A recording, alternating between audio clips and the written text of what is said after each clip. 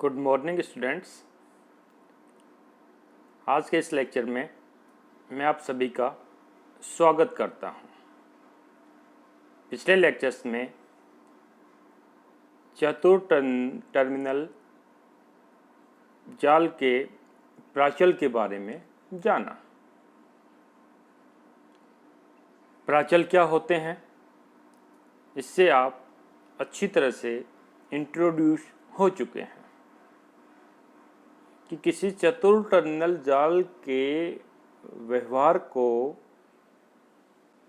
जिन physical quantities के द्वारा व्यक्त करते हैं वो चतुर टर्मिनल जाल के प्राचल कहलाते हैं। पैरामीटर्स की जो डेफिनेशन यहाँ आप देख रहे हैं,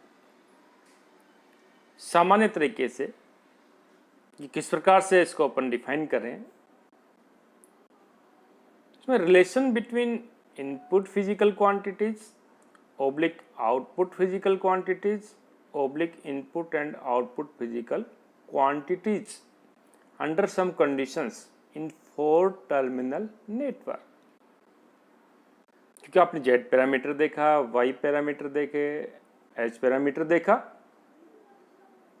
तो उसमें जो अपने पास फिजिकल क्वांटिटीज के मध्य जो संबंध आता है, या तो अपने पास इम्पीडेंस आती है, या अपने पास एडमिटेंस आती है, या अपने पास वोल्टा लाभ आता है, या धारा लाभ आता है,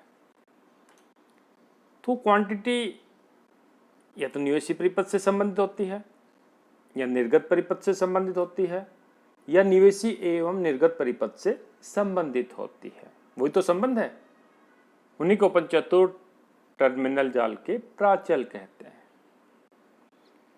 और स्पेशल कंडीशंस क्या हैं इसमें, जो अपन कह रहे हैं कंडीशंस लगेगी, तो स्पेशल कंडीशंस अपने पास हैं कि परिपथ या तो लघुपथित होगा या परिपथ खुला परिपथ होगा। इनपुट क्वांटिटीज कौन कौन सी हैं, पहले भी चर्चा अपन ने की है। इनपुट क्वांटिटीज में अपन I1 एवं V1 को लेते हैं। कई जगह आपको I लिखा मिलेगा या VI लिखा मिलेगा।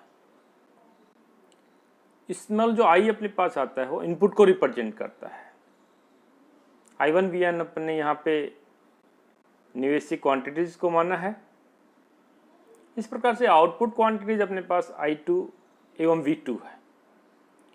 आउटपुट क्वांटिटीज को IO एवं VO से भी अपन डिनोट कर सकते हैं,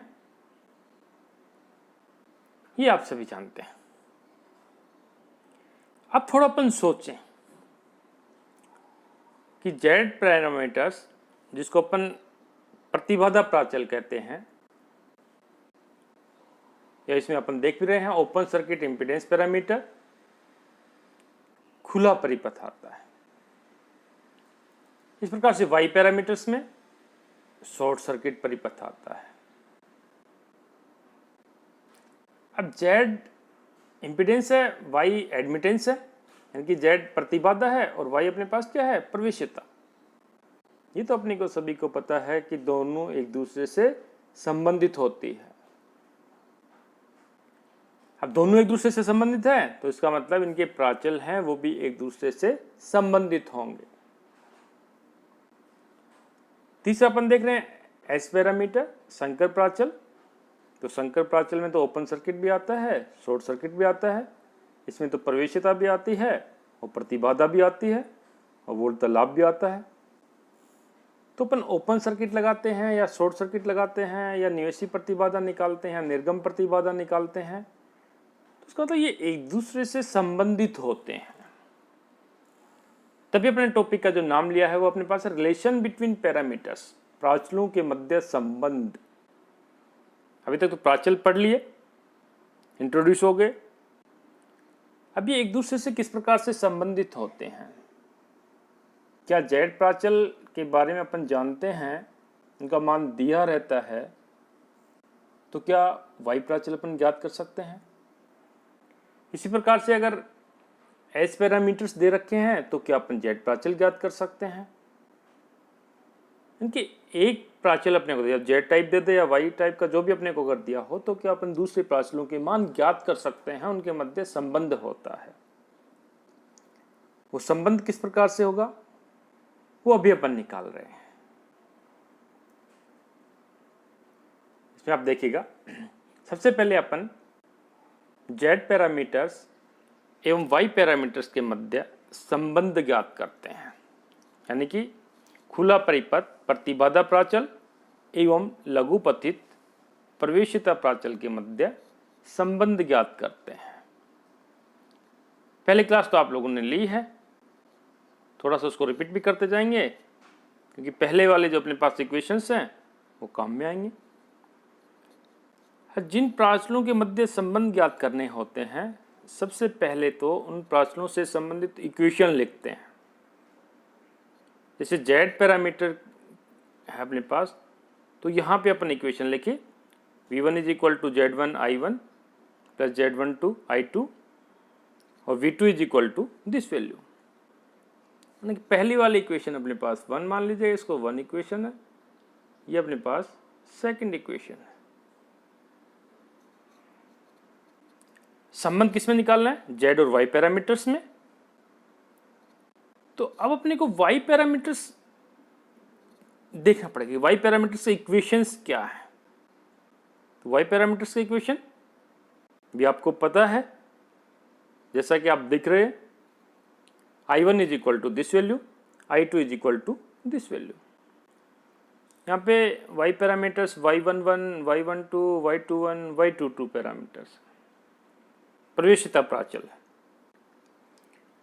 इनको Y I, Y R, Y F, Y O इससे भी अपन डिनोट कर सकते हैं। पहले अपन डिनोट किया, ये तो आपको पता ही है कि y11 इज इक्वल टू क्या है, वाई आई है, ये अपन कर चुके हैं। तो चूंकि जेड प्राचल के समीकरण अपने को पता है, वाई प्राचल के समीकरण को अपने को पता है, इनके मध्य संबंध ज्ञात करने हैं। संबंध किस किसके मध्य ज्ञात करने हैं?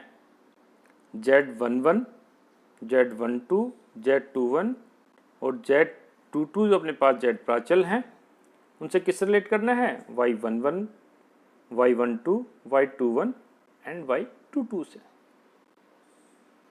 तो इसी प्रकार से ZI ने लिख के यहाँ भी Z11 कर दिया, और ZR की जगह Z12 एंड ZF की जगह Z21 है, और ZO की जगह यहाँ पे क्या है, Z22।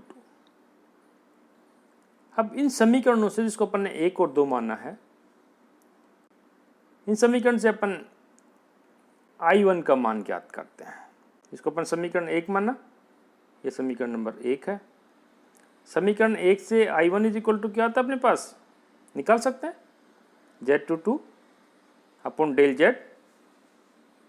क्या निकाल सकते हैं इसे? इससे नहीं निकाल, this is not the easy way. इसमें वैल्यूज रखनी होगी अपने को I2 की। डिफरेंट तरीके हैं इसके निकालने के, कि समीकरण 1 और 2 से I1 एवं I2 का मान कैसे ज्ञात करेंगे। सिंपल सा तरीका है कि जब अपने को I1 का मान ज्ञात करना है, तो ये वाली जो टर्म है इसको शून्य करेंगे। शून्य कैसे करें? समीकरण 1, 2 से अपन कहें कि पहले वाली समीकरण को मल्टीप्लाई अपन कर दें, किससे? Z22 से, Z22 से मल्टीप्लाई कर दिया, और समीकरण 2 को Z12 से मल्टीप्लाई कर दें। मल्टीप्लाई करने के बाद अपन देखेंगे कि जब दोनों समीकरणों को अपन सब्ट्रैक्ट करेंगे, घटाएंगे, तो ये वाली जो टर्म है दोनों में 0 आएगी। डिफरेंस इनका क्या आएगा? 0 आएगा। डिफरेंस 0 आएगा, फिर अपने पास I1 का मान इजीली ज्ञात कर सकते हैं। तो उसको सोल्व जो अपन करेंगे, तो I1 का मान अपने पास क्या आएगा कि फर्स्ट समीकरण को अपन ने Z22 से मल्टीप्लाई किया, तो Z22 V1, और दूसरे को किससे मल्टीप्लाई किया अपन ने? Z12 से V2। यहाँ सब्ट्रैक्ट करने तो माइनस सिंबल आप देख रहे हैं, माइनस सिंबल आएगा। फिर I1 में जो कॉमन अपने पास रहेगा वो क्या रहेगा? जैसे ऊपर वाले को मल्टीप्लाई किया Z22 से, तो Z11 Z22 minus Z21 Z12। तो ये जो अपने पास क्वांटिटी आती है उस डिटर्मिनेंट ऑफ Z होता है, जिसको डेल Z से अपन रिप्रेजेंट करते हैं। तो I1 के मल्टीप्लिकेशन में डेल जेड आता है, तो I1 का मान ज्ञात करेंगे तो divided by del Z divided by del Z. इसी प्रकार से समीकरण 1 और 2 से I2 का मान ज्ञात कर सकते हैं। I2 का मान ज्ञात करने के लिए वो अपने को मल्टीप्लाई करना पड़ेगा कि ये वाली जो टर्म्स है अपने पास, इन दोनों को अपन जब करें तो इनका मान शून्य आना चाहिए। इनका सब्ट्रैक्शन जो अपन करेंगे तो इनका मान शून्य आना चाहिए। ये सभी आपको आता है, आप करके देखोगे तो अपने पास I1 का मान आ गया, I2 का मान आ गया। डेल जेड जो जहाँ पे डिनोट किया मैंने बताया डिटर्मिनेंट ऑफ जेड होता है। अब वाई पैरामीटर की इक्वेशन से आते हैं। वाई पैरामीटर का इक्वेशन क्या है वो आप देख ही रहे हैं। This is equation of Y parameters, I1 is equal to this, I2 is equal to this.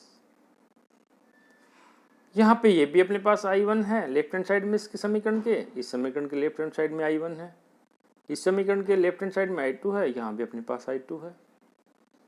तो ये तो इक्विवेलेंट समीकरण है, तो इन दोनों अपन इसकी कंपैरिजन कर सकते हैं। माना कि अपने पास समीकरण 1 है जो पहले मान चुके, ये 2 था अपने पास, ये समीकरण नंबर 3 माना अपन ने, ये समीकरण नंबर 4 माना। अब समीकरण 1 एवं 3 की कंपैरिजन करने पर 1 और 3 आइडेंटिकल है, अपन देख रहे हैं। इसके बाद समीकरण 2 एवं 4 का कंपैरिजन कर लेते हैं।